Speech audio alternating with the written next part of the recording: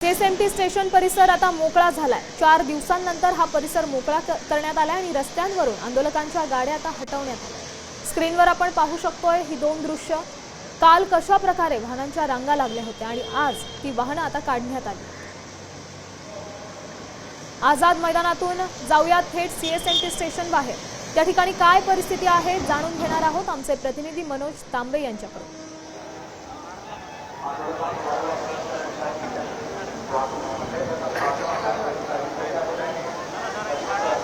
आपण जाणून मागील 5 दिवसापासून आझाद मैदानावर जरांगे पाटील हे मराठा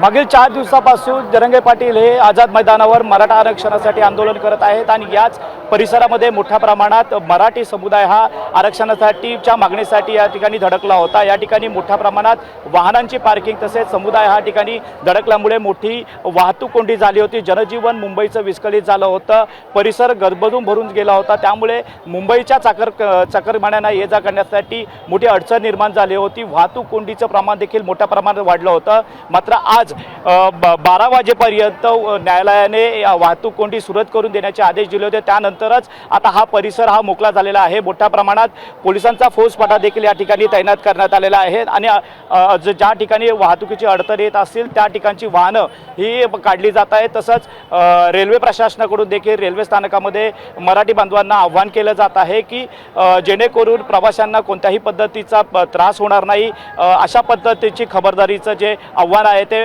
केलं जात आहे। एकच जर पाहिलं तर हा जो परिसर आहे सध्याच्या घडीला मोकळा होताना दिलेल्या या सविस्तर माहितीसाठी सध्या आपण सीएसएमटी स्थानकाबाहेरची ही दृश्य पाहू शकतोय। गाड्या हटवण्यास सुरुवात झाली आणि काही प्रमाणात वाहतूक ही पूर्ववत होतीये।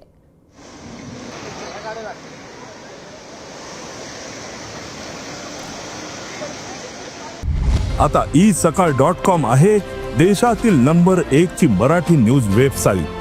प्रत्येक अपडेटसाठी isakal.com ला नक्की भेट द्या।